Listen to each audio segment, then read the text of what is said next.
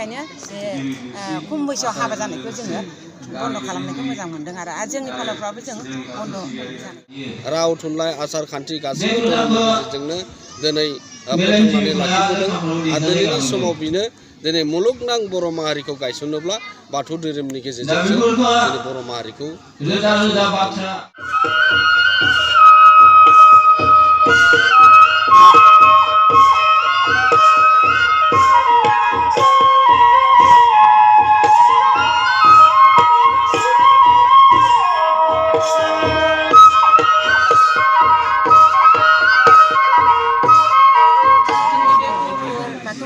दुलाराय बाथौ गौथुमाव बाहागो लाफैनानै लोगोसे आंजों दुलाराय बाथौ महासभानि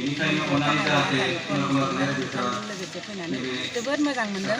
मानो होनबा जोंनि बे सिमलगुरि ओनसोला बाथौ धर्मआव बारा सांग्रां जानो हायाखैमोन। गुबुननि बैष्णब धर्म गरम खालामनानै बिथांमोना उन जानानै दंमोन। दा बिथांमोना सांग्रां जादों, बिथांमोननि गेजेराव हजागता फैबाय, एलार जाबाय।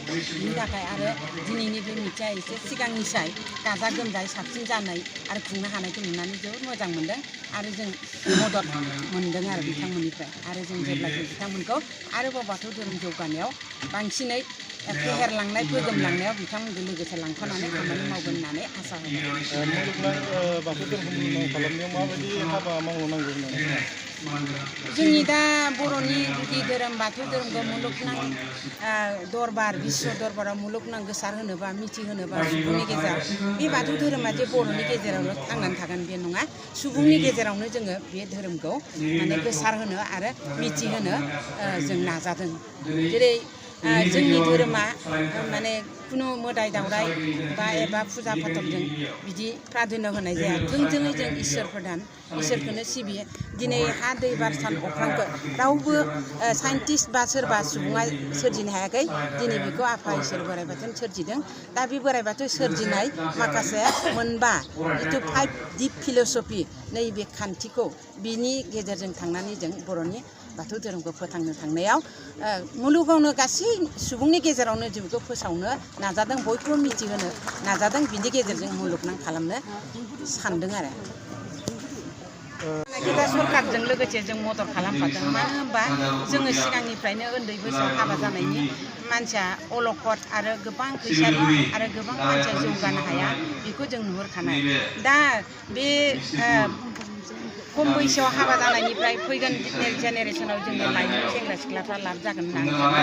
मानो होनबा बिथांमोना दा फरायनायाव गोसो होसिगोन, माने थाब हाबाखौ जानो हाला। जिहेतु सरकारि बायध'था खालामनाय हिसाबै बिथांमोना हाबाखौ जानो हाला। ओमफ्राय जों धोरोमनि फालरफोरा बे लाइमोनफोरखौ बेखायनो जों खम बैसोआव हाबा जानायखौ होबथानाय बायदिनो बोसोन होबोबाय थादों। आरो शिक्षा दिक्षायाव बांसिन गोसो हो। सोलोंथायानो मानसिनि जिउनि लामा आरो थोंजोङै आरो खोमसि फोथायनायनिफ्राय उदां जागोन आरो गोथों लामाजों थाबायनो हागोन।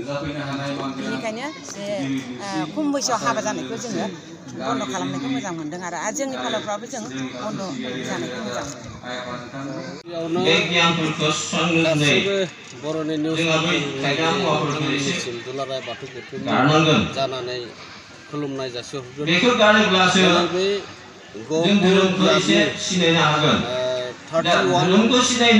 बोसोरारि बे सावरायमेल धोरोमारि सावरायमेलजोंनो धोरोमनि माखासे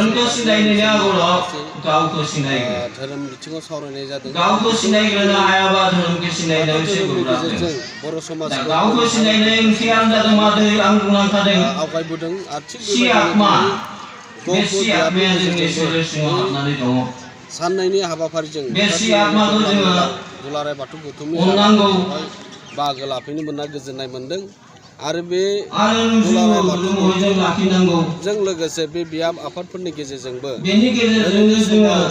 जाबायदिहाय सोलोंथाइ बिथिङाव खामानि मावनांगौ, जाबायदि दिनै समाजाव जाफ्लेबाय थानाय ड्राग्सनि जौ जुवानि आरो दिनै आसाम सरकारा दाबावैसो बाल्य बिबाहनि जिखिनि आयेननि गेजेरजों उन्दै बैसोआवनो हाबा जानाय बे हौवाफोरखौ हमनायनि जिखिनि आयेननि गेजेरजों खामानि मावगासिनो दङ।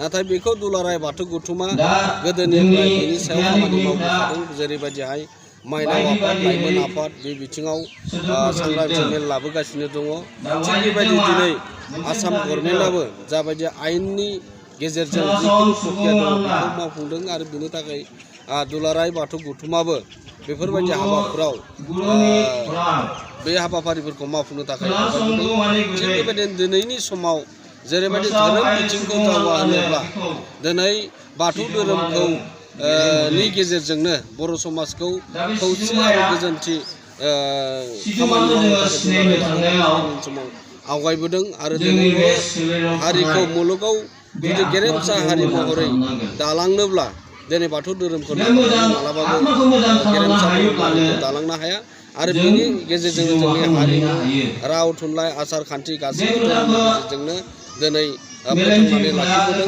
आरो दिनैनि समाव बेनो दिनै मुलुगनां बर' माहारिखौ गायसननोब्ला बाथौ धोरोमनि गेजेरजोंसो दिनै बर' माहारिखौ